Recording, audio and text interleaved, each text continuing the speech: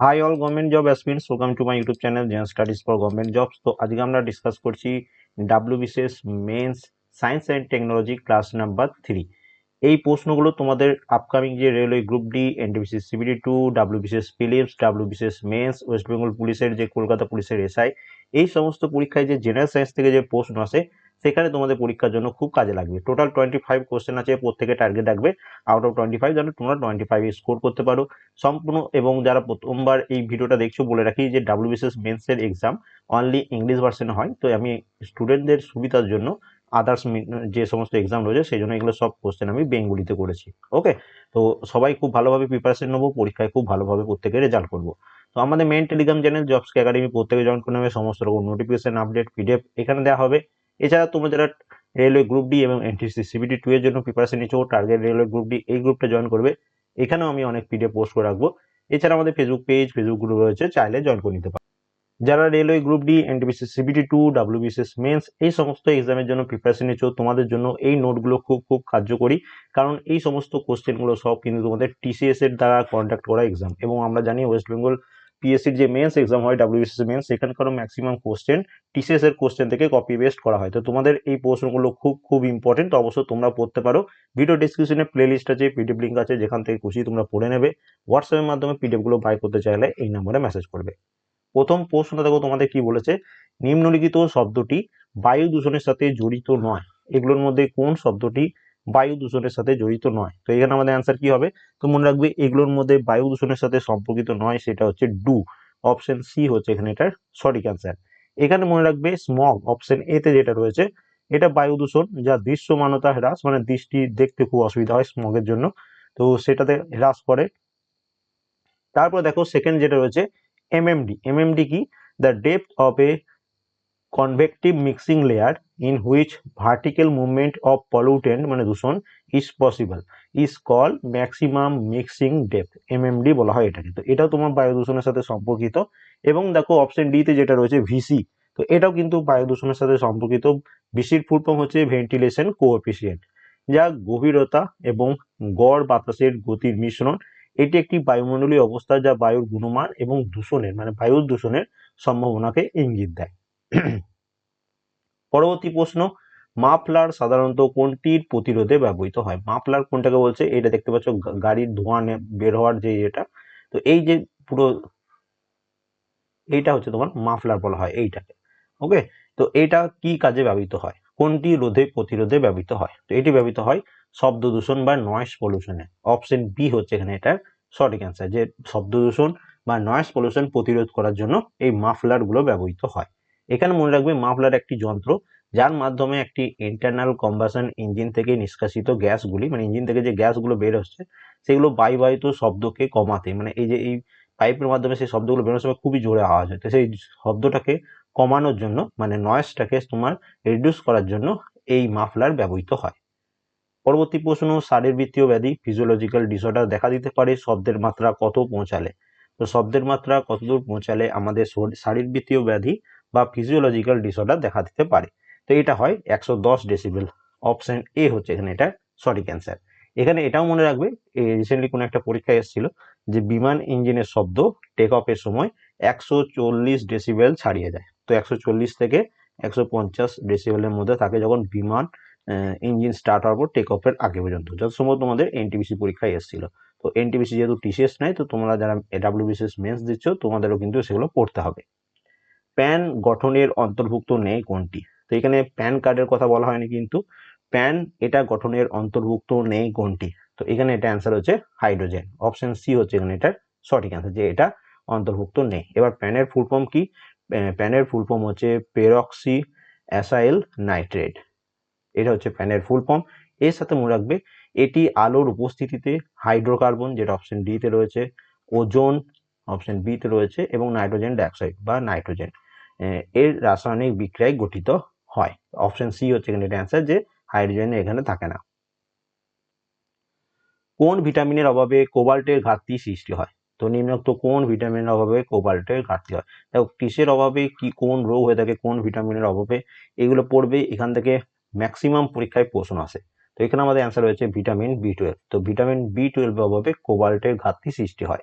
Vitamin B one এর অভাবে বেরি বেরি রোগ হয়ে থাকে, ভিটামিন এর অভাবে রাতকানা রোগ হয়ে থাকে, ভিটামিন সি এর অভাবে স্কারভি রোগ হয়ে থাকে এবং ভিটামিন ডি এর অভাবে রিকেট রোগ হয়ে থাকে। তাহলে একবার রিভিশন হয়ে গেল।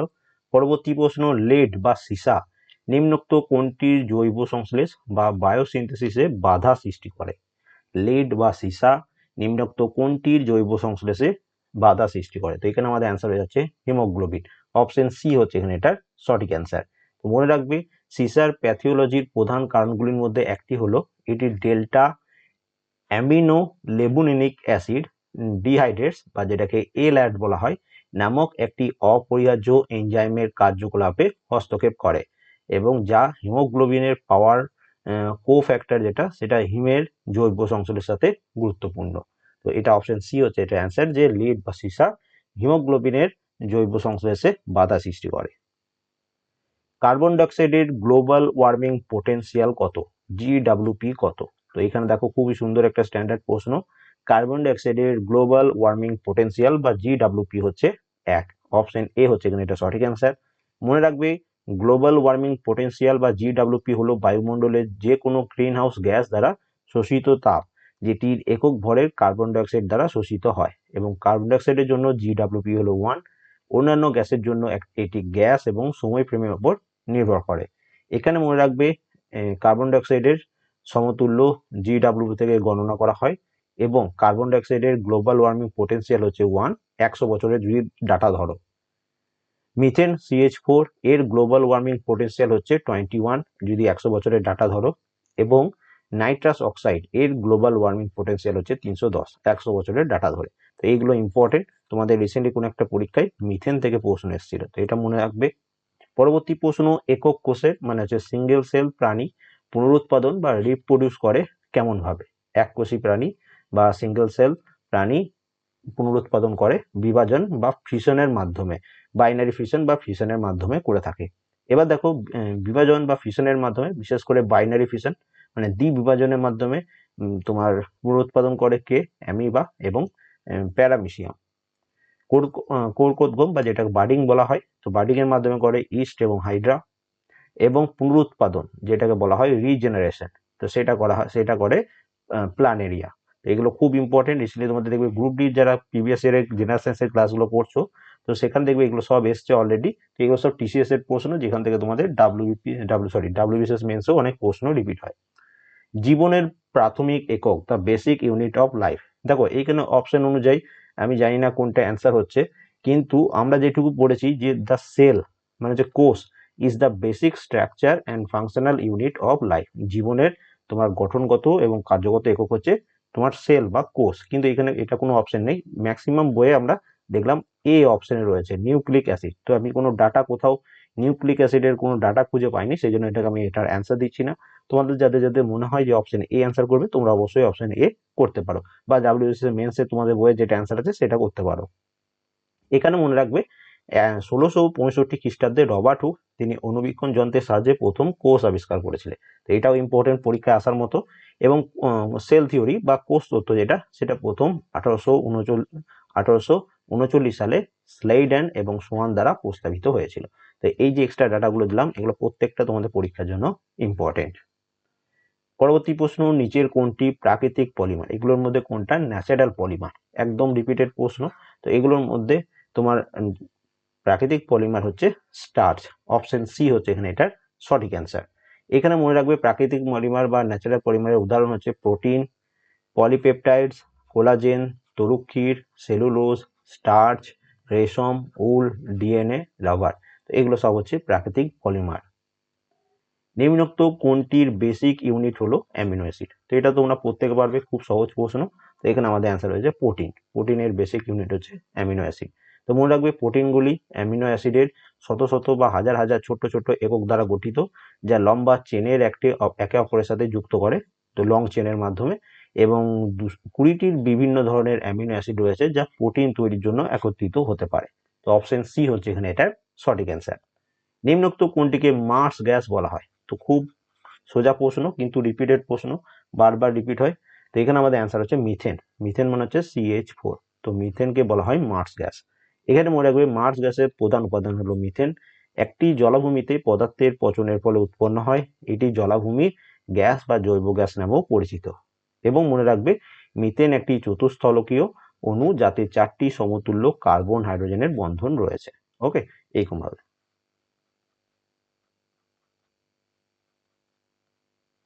CH4 4টে হাইড্রোজেন, যেটা এর ফর্মুলা। নেক্সট চলে আসি পরবর্তী প্রশ্ন, লোহার ধাতববিদ্যা বা মেটালজি অফ আয়রন বিস্ফোরণ চুল্লি মানে হচ্ছে ব্লাস্ট ফার্নাসের নিচে থেকে প্রাপ্ত পদার্থ হলো কোনটি? তো লোহার ধাতববিদ্যায় বিস্ফোরণ চুল্লির নিচ থেকে প্রাপ্ত পদার্থ হচ্ছে কাঁচা লোহা, যেটাকে আমরা পিগ আয়রন বলি। অপশন বি হচ্ছে এখানে এটা সঠিক অ্যান্সার। এখানে মনে রাখবে কাঁচা লোহা বা পিগ আয়রন হচ্ছে লৌহ শিল্প বা আয়রন ইন্ডাস্ট্রিতে স্টিল উৎপাদনের সময় ব্যবহৃত এক প্রকার মধ্যম শ্রেণীর উৎপাদ, যা লোহার আকরিক বা খনি থেকে বিস্ফোরক চুল্লির মাধ্যমে আহরণ করা হয়। অপশন বি হচ্ছে এখানে এটার সঠিক অ্যান্সার। অ্যালুমিনিয়ামের প্রধান আকরিক কি? খুবই সহজ প্রশ্ন, প্রত্যেকে পারবে। তো অ্যালুমিনিয়ামের আকরিক হচ্ছে কি? আকরিক হচ্ছে বক্সাইট। এবং মনে রাখবে তোমরা যে কোনো ওয়েস্ট বেঙ্গল পিএসসির পরীক্ষা প্রিপারেশন নাও, ডাব্লিউসি মেন থেকে প্রচুর প্রশ্ন রিপিট হয়, দেখতে পাচ্ছ এই প্রশ্নগুলো কিন্তু অনেক পিএসসির পরীক্ষায় এসেছে। তো সেই জন্য তোমরা এই সায়েন্স হিসাবে এটা পড়বে। তো অ্যালুমিনিয়ামের প্রধান আকরিক হচ্ছে বক্সাইট। এর সাথে মনে রাখবে বিশুদ্ধ অ্যালুমিনিয়াম অক্সাইডকে অ্যালুমিনা বলা হয়, সংকেত হচ্ছে Al2O3। এর সাথে মনে রাখবে ফিটকিরি হলো সোডিয়াম এবং অ্যালুমিনিয়ামের একটি যৌগ লবণ। এটি এক প্রকার অর্ধস্বচ্ছ কাচ সদৃশ্য কঠিন পদার্থ। এটির রাসায়নিক নাম হচ্ছে পটাসিয়াম, যেটা অপশন সি তে রয়েছে। তেজস্ক্রিয়তা বা রেডিও অ্যাক্টিভিটির একক হলো কি? খুবই সহজ। তো তেজস্ক্রিয়তা বা রেডিও অ্যাক্টিভিটির একক হচ্ছে কুড়ি। অপশন এ হচ্ছে এখানে এটার সঠিক অ্যান্সার, কিউরি বা কুড়ি। এখানে মনে রাখবে কুড়ি হচ্ছে non SI unit of radioactivity. তেজস্ক্রিয়তার নন এসআই ইউনিট হচ্ছে কিউরি। এবং যদি তোমাকে জিজ্ঞেস করে যে তেজস্ক্রিয়তার এসআই একক হলো কি, তখন অ্যান্সার করবে বেকারেল। এবং এর সাথে মনে রাখবে হেনরি, যেটা অপশন সি তে রয়েছে, হেনরি হলো ইন্ডাকটেন্সের এসআই একক। এবং এর সাথে মনে রাখবে ক্যাপাসিটেন্সের এসআই একক হচ্ছে ফ্যারাড। তো এইগুলো সব তোমাদের পরীক্ষার জন্য ইম্পর্টেন্ট। ইউনিট চ্যাপ্টার সবার প্রথম চ্যাপ্টার, যেখান থেকে সব পরীক্ষায় প্রশ্ন আসে। যখন একটি লেড স্টোরেজ সেলকে চার্জ করা হয় তখন কোন ঘটনা ঘটে থাকে? তো এই ঘটনা, এই পরীক্ষার এই যে কোশ্চেনটা রয়েছে, এটার অপশনগুলোতে একটু গোলমাল আছে, আমি তোমাকে বলে দিচ্ছি। তো এখানে যেটা সঠিক অ্যান্সার হবে অপশন অনুযায়ী, সেটা হচ্ছে যে সালফিউরিক অ্যাসিড গঠিত হয়, সালফিউরিক অ্যাসিড ফর্মড হয়। কিন্তু এখানে তোমার যদি সঠিকভাবে তুমি পড়তে চাও, তো সালফিউরিক অ্যাসিড এখানে ফর্মড জায়গায় রিজেনারেট হয়। ওকে, কিভাবে হয় দেখে নাও। তো লিড স্টোরেজ সেল, এটা চার্জ করার সময় সালফিউরিক অ্যাসিড রিজেনারেট হয়, রিজেনারেট মানে পুনর্গঠন হয়। তো এখানে ফর্ম যেহেতু দিয়েছে, সেই জন্য এটা তোমার অপশন অনুযায়ী অপশন বি অ্যান্সার হচ্ছে। এখানে মনে রাখবে যে লিড স্টোরেজ সেলে সালফিউরিক অ্যাসিড একটা ইলেকট্রোলাইট হিসেবে কাজ করে যখন এটাকে চার্জ দেওয়া হয়, এবং এইভাবে লিড স্টোরেজ সেলগুলি সালফিউরিক অ্যাসিড পুনরুৎপাদন বা রিজেনারেট করে বারবার ব্যবহার করে যেতে পারে। এখানে মনে রাখবে when lead storage cell is discharge, এটা দেখো বলেছে চার্জ করার সময়। এখানে যদি তোমার পরীক্ষায় আসে যে লিড স্টোরেজ সেলকে ডিসচার্জ করার সময় কি হয়, তখন মনে রাখবে সালফিউরিক অ্যাসিড কনজিউম হয়, যেটা তোমাদের অপশন এ তে রয়েছে, যে সালফিউরিক অ্যাসিড গ্রহণ হয় বা সালফিউরিক অ্যাসিড কনজিউম হয়। সেটা তোমার কখন হয়? যখন লিড স্টোরেজ সেলকে ডিসচার্জ করা হয়। এবং চার্জ করার সময় কি হয়ে থাকে?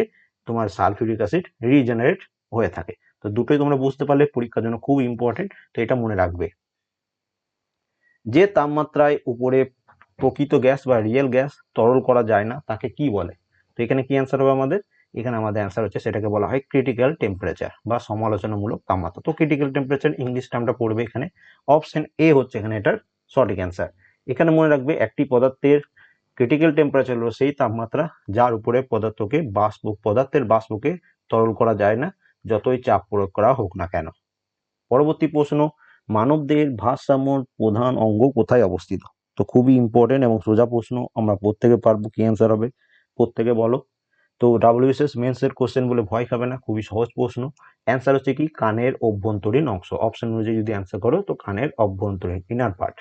তো অন্তঃকর্ণ বা ইনার পার্ট অফ ইয়ার, এটা কি হচ্ছে? মেরুদণ্ডী প্রাণীর কানের সবচেয়ে ভিতরের অংশ, এটা অন্তঃকর্ণ বা ইনার পার্ট অফ ইয়ার। মেরুদণ্ডী প্রাণীদের মধ্যে ভিতর কানের প্রধান শব্দ শনাক্তকরণ এবং ভারসাম্যের জন্য দায়ী। তো এটা পরীক্ষার জন্য খুব ইম্পর্টেন্ট। মধ্যকর্ণ, অন্তঃকর্ণ, এগুলো একটু পড়বে। অপশন অনুযায়ী অপশন এ এখানে এটার অ্যান্সার হচ্ছে। রাসায়নিকভাবে হরমোন হলো কি? তো এই প্রশ্নটা আমি বলবো ভুলই দিয়েছে। তো কেমিক্যালি হরমোন কি জানতে চেয়েছে? তো কেমিক্যালি হরমোন 3 প্রকার, অ্যামিনো অ্যাসিড, স্টেরয়েড এবং প্রোটিন। কিন্তু ম্যাক্সিমাম ক্ষেত্রে কেমিক্যালি যদি তোমার একটা অ্যান্সার চুজ করতে বলে তখন তোমরা প্রোটিনকে চুজ করবে, মানে প্রোটিন জাতীয় হরমোন একটু বেশি থাকে। তো অপশন সি হচ্ছে এখানে এটার সঠিক অ্যান্সার অপশন অনুযায়ী। কিন্তু অনেক পরীক্ষায় এই 3টে অপশন একসাথে থাকে, অ্যামিনো অ্যাসিড, প্রোটিন এবং স্টেরয়েড। তো এটা মনে রাখবে পরীক্ষার জন্য। এখানে মনে রাখবে হরমোন হলো জৈব রাসায়নিক পদার্থের একটি বৈচিত্র্যময় গ্রুপ যা জৈবিক ব্যবস্থার বিভিন্ন ভূমিকা পালন করে। যেমন দেখো, হরমোন এন্ডোক্রাইন গ্ল্যান্ডে উৎপাদিত হয়। হরমোনগুলি অভ্যন্তরীণ ভারসাম্য বজায় রাখার জন্য এবং প্রাণীদের উন্নয়নমূলক পরিবর্তনের জন্য দায়ী হয়ে থাকে। এখানে মনে রাখবে রাসায়নিকভাবে মানে কেমিক্যালি হরমোন হতে পারে স্টেরয়েড জাতীয়, যেটা তোমাদের অপশন ডি তে রয়েছে, যেমন হচ্ছে ইস্ট্রোজেন। তারপরে দেখো অ্যামাইনো অ্যাসিড, যেমন হচ্ছে অক্সিন, অপশন এ তে রয়েছে অ্যামাইনো অ্যাসিড। তারপরে দেখো আইকোসায়ানেট জাতীয়, যেমন হচ্ছে প্রোস্টাগ্ল্যান্ডিন, এবং প্রোটিন জাতীয় যেমন ইনসুলিন, এবং গ্যাস জাতীয় যেমন হচ্ছে ইথিলিন। তো অনেক প্রকারের হয়ে থাকে, ম্যাক্সিমাম গুলো হয়ে থাকে প্রোটিন জাতীয়। কিন্তু ম্যাক্সিমাম পরীক্ষায় অ্যামিনো অ্যাসিড, প্রোটিন এবং স্টেরয়েড এই 3টে অপশনে থাকে একসাথে। তো সেইটা অ্যান্সার হয়। তো এটা একটু বুঝে সুঝে পড়বে। রক্তচাপ কোনটি নিয়ন্ত্রণে থাকে? রক্তচাপ কোনটি নিয়ন্ত্রণে থাকে, মানে রক্তচাপকে কে নিয়ন্ত্রণ করে, তো সেটা জানতে চেয়েছে। তো রক্তচাপ এটা নিয়ন্ত্রণ করে অ্যালডোস্টেরন। অপশন ডি হচ্ছে এখানে এটা সঠিক অ্যান্সার। মনে রাখবে অ্যালডোস্টেরন হলো অ্যাড্রেনাল গ্রন্থির কর্টেক্সের গ্লোমেরুলাসে উৎপন্ন হওয়া মিনারেলো কর্টিকয়েড হরমোন। এবার দেখো, এটি একটি স্টেরয়েড হরমোন। বৃক্ক, লালাগ্রন্থি, ঘামগ্রন্থি, কোলেন, সোডিয়াম সংরক্ষণের জন্য অ্যালডোস্টেরন অপরিহার্য। এবং এটি রক্তচাপ, যেটা এই প্রশ্নের অ্যান্সার, প্লাজমা সোডিয়াম, পটাশিয়াম স্তরের হোমিওস্ট্যাটিস নিয়ন্ত্রণের জন্য কেন্দ্রীয় ভূমিকা পালন করে। ম্যালেরিয়া প্যারাসাইট একটি রোগীর কাছ থেকে সবচেয়ে ভালোভাবে পাওয়া যেতে পারে কখন? ম্যালেরিয়া প্যারাসাইট একটি রোগীর কাছ থেকে সবচেয়ে ভালোভাবে পাওয়া যেতে পারে কখন? এই সেম প্রশ্ন তোমাদের ওয়েস্ট বেঙ্গল পিএসসির মিসলিনিয়াসের 2018 প্রিলিমস পরীক্ষায় এসেছিল এই সেম প্রশ্নটাই। তো দেখতে পাচ্ছ পিএসসির পরীক্ষায় প্রশ্ন রিপিট হয়, তো এগুলো মনে রাখবে। তো ম্যালেরিয়া প্যারাসাইট একটি রোগীর কাছ থেকে সবচেয়ে ভালো পাওয়া যেতে পারে কাঁপানো অবস্থা, মানে কাঁপুনি দিয়ে তখন যে জ্বর আসে তখন এটা সব থেকে ভালো পাওয়া যায়। তো ম্যালেরিয়া প্যারাসাইট একটি ব্যক্তির রক্তে প্রচুর পরিমাণে পাওয়া যেতে পারে যখন তার তাপমাত্রা কাঁপানো অবস্থায় বৃদ্ধি পায়। তো কাঁপানো অবস্থায় যখন শরীরে তাপমাত্রা বৃদ্ধি পেতে থাকে তখন প্রচুর পরিমাণে ম্যালেরিয়া প্যারাসাইট পাওয়া যায়। ম্যালিগন্যান্ট ম্যালেরিয়া হয় কোনটির জন্য? তো এটা তো সহজ প্রশ্ন, প্রত্যেকেই পারবে। তো ম্যালিগন্যান্ট ম্যালেরিয়া হয়ে থাকে প্লাজমোডিয়াম ফ্যালসিপারামের জন্য। তো অপশন বি হচ্ছে এখানে এটার সঠিক অ্যান্সার, যে প্লাজমোডিয়াম ফ্যালসিপারাম এটা ম্যালিগন্যান্ট ম্যালেরিয়ার কার্যকারক মানুষের মধ্যে সবচেয়ে মারাত্মক সংক্রামক রোগ। কোনটি থেকে পৃথিবীতে জীবন শুরু হয়েছে? তো অপশন অনুযায়ী এখানে আমাদের অ্যান্সার হচ্ছে আরএনএ। অপশন সি হচ্ছে এখানে এটার সঠিক অ্যান্সার। তো দেখো, ডিএনএ আবিষ্কারের আগে 1960-এর দশকে কার্ল ওয়েস, ফ্রান্সিস ক্রিক এবং লেসলি আর্গেল তারা আরএনএ ওয়ার্ল্ড হাইপোথিসিস দিয়েছিলেন। সেখানে কি বলেছিলেন? এই অনুমানটিতে বলা হয়েছে যে জীবনের পূর্বের রূপগুলি জেনেটিক তথ্য সঞ্চয় করে, নিজের প্রতিলিপি রাসায়নিক বিক্রিয়াগুলিকে অনুঘটক করার জন্য শুধুমাত্র আরএনএ এর উপর নির্ভর করে। তাই সাধারণত আরএনএ অণুকেই পৃথিবীতে জীবন শুরু হয়েছে। তো সেই জন্য এখানে আমাদের অ্যান্সার হচ্ছে অপশন সি। আর এটি আরো বলে যে জীবন আরএনএ এর আপেক্ষিক অস্থিরতা এবং দরিদ্র অনুঘটক মানে দুর্বল অনুঘটক বৈশিষ্ট্যের কারণে তোমার ডিএনএ এবং প্রোটিন ব্যবহার করার জন্য বিবর্তিত হয়েছে। নিম্নলিখিত কোন যৌগটি ওজোন স্তরের সাথে কোনো প্রতিক্রিয়া দেখায় না? তো ওজোন স্তরের সাথে প্রতিক্রিয়া দেখায় কে কে? তো সমস্ত সবার যেটা দেখায় না সেটা হচ্ছে CaOCl, Cl। অপশন সি হচ্ছে এখানে এটা সঠিক অ্যান্সার। ওজোন স্তরের সাথে প্রতিক্রিয়া দেখায় CFC ক্লোরোফ্লোরোকার্বন, তারপর দেখো HFC হচ্ছে হাইড্রোফ্লোরোকার্বন, এবং CCl4 হচ্ছে কার্বন টেট্রাক্লোরাইড। তো এগুলো সব ওজোন স্তরের সাথে প্রতিক্রিয়া দেখায়, যেটা দেখায় না সেটা হচ্ছে CaOCl, Cl। এবার দেখো ক্যালসিয়াম ক্লোরো হাইপোক্লোরাইড, যেটা হচ্ছে CaOCl, Cl হচ্ছে একটি জৈব যৌগ যার রাসায়নিক সংকেত এটা। এবং দেখো জল পরিশোধন এবং ব্লিচিং এজেন্ট হিসাবে ক্লোরিন পাউডার অথবা ব্লিচ পাউডার নামে এটা বাজারে পাওয়া যায়। আর্সেনিক নিম্নোক্ত কোনটির সাথে সম্পর্কিত? তো অপশন অনুযায়ী এখানে আমাদের অ্যান্সার হচ্ছে মায়োলোম। অপশন এ হচ্ছে এখানে এটা সঠিক অ্যান্সার। এখানে মনে রাখবে সাম্প্রতিক তথ্যগুলি মানে রিসেন্টলি যে রিসার্চ হয়েছে সেখানে কি বলা হয়েছে যে আর্সেনিক যুক্ত যৌগগুলির জন্য আগ্রহকে পুনর্নবীকরণ করে অ্যান্টি ক্যান্সার এজেন্ট হিসাবে ব্যবহৃত হয়। দেখো আর্সেনিক অনেক সময় স্কিন ক্যান্সারের জন্য দায়ী থাকে। এবার কি বলছে, বিশেষ করে আর্সেনিক ট্রাইঅক্সাইড AS2O3 ভিট্রো এবং ভিভো উভয় ক্ষেত্রে লিউকেমিক কোষের প্রোগ্রাম করার কোষের মৃত্যুকে প্ররোচিত করে তীব্র প্রোমাইলোসাইটিক লিউকেমিয়া চিকিৎসা, লিউকেমিয়া যে রোগ তার চিকিৎসায় এটি কার্যকর ওষুধ হিসাবে প্রমাণিত হয়েছে।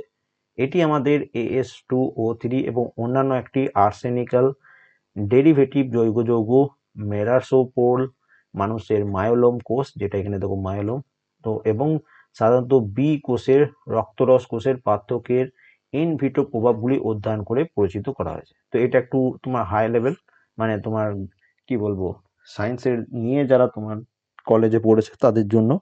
তো সেই লেভেল থেকে তোমাদের পরীক্ষায় প্রশ্ন দিচ্ছে, দু একটা প্রশ্ন এরকম দেয় যেগুলো সঠিক ডাটা কোথাও পাওয়া যায় না, তুমি গুগলে সার্চ করলে কোথাও এই ডাটাগুলো খুঁজে পাবে না। খুব মানে একদম ভালো ভালো যে ওয়েবসাইটগুলো রয়েছে গভর্নমেন্টাল, সেখান থেকে এগুলো একমাত্র পেতে পারো। তো একটু সার্চ করবে গুগলে ব্যাপারটা কি, তাহলে পুরোটা বুঝতে পারবে। তো আজকে সেটা টোটাল 25 কোশ্চেন ছিল। আউট অফ 25 কার কত স্কোর হয়েছে অবশ্যই কমেন্ট করে জানিও। নতুন কিছু শিখতে পারলে নাকি সেটা একটু কমেন্ট করে জানিও। ভিডিও ভালো লাগলে লাইক করে দিও, চ্যানেলে নতুন থাকলে সাবস্ক্রাইব করে নিও, বন্ধুর সাথে অবশ্যই শেয়ার করো। এবং এই যে স্টাডি মেটেরিয়ালগুলো রয়েছে এগুলো সমস্ত ভিডিও প্লেলিস্ট ভিডিও ডেসক্রিপশনে পেয়ে যাবে, পিডিএফ লিঙ্ক ভিডিও ডেসক্রিপশনে পেয়ে যাবে। হোয়াটসঅ্যাপের মাধ্যমে নোটগুলো বাই করতে চাইলে এই নাম্বারে মেসেজ করবে। And thank you for watching.